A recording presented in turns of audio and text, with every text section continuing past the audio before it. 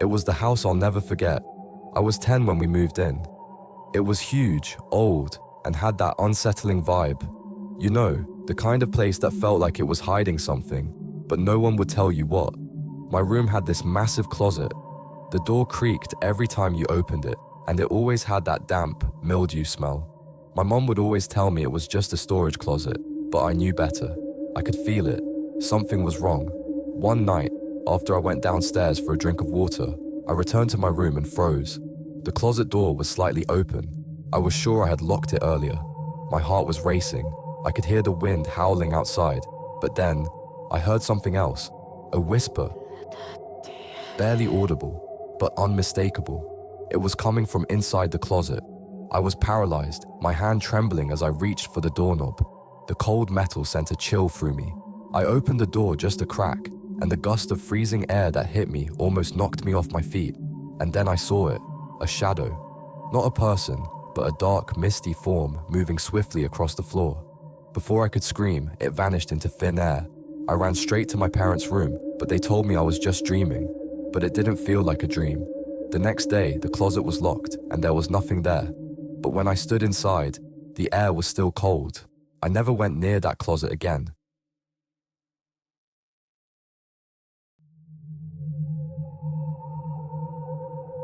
There's an old porcelain doll that I can never forget.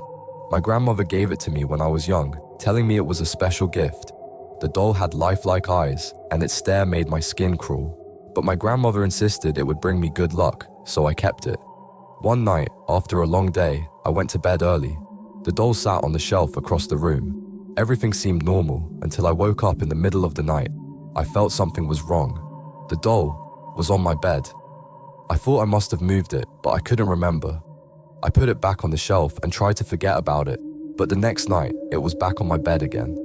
That's when I stayed awake, determined not to fall asleep. My room was pitch black, save for the light from the street lamp outside.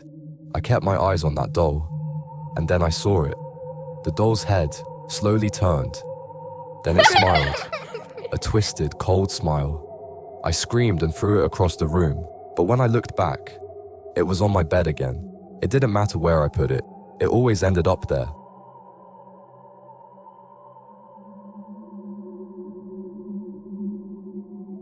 I've never liked mirrors, especially the one in my room.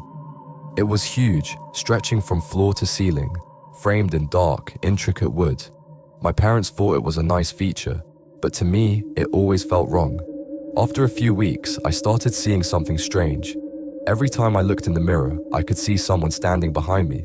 But it wasn't me. It was a boy the same height as me, but his face, it was twisted.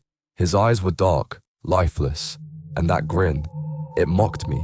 At first I thought it was my imagination, but one night I stayed up late, staring into that mirror, hoping I was wrong. But I wasn't. The boy in the mirror moved. He raised his hand and waved, but it wasn't me doing it. I ran out of my room, terrified, but every time I passed that mirror, he was still there, grinning. I couldn't stand it anymore. I grabbed a hammer and tried to break the mirror, but it wouldn't shatter. It was like something was stopping me. And then one night, I touched it. The moment my fingers made contact with the glass, a cold hand grabbed mine from the other side. I yanked my hand back and ran, but I'll never forget the way he just stared at me, as if he was waiting.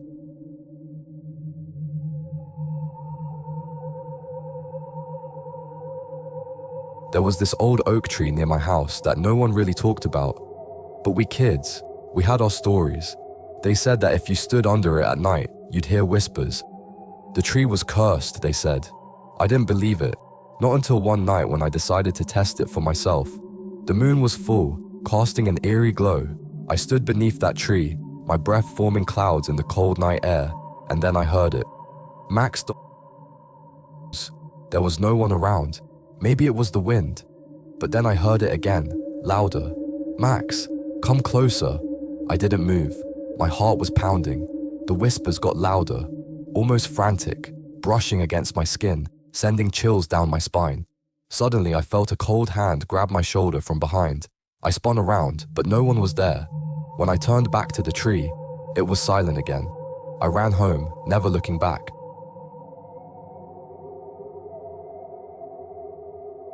Our new house was strange. There was this small wooden door in the basement, always locked. My dad said it was just a storage room, but something about that door, it didn't sit right with me. One night, I found a spare key. My heart raced as I unlocked the door. I stepped inside. It was pitch black. The air smelled stale, like dust. And something else, something wrong.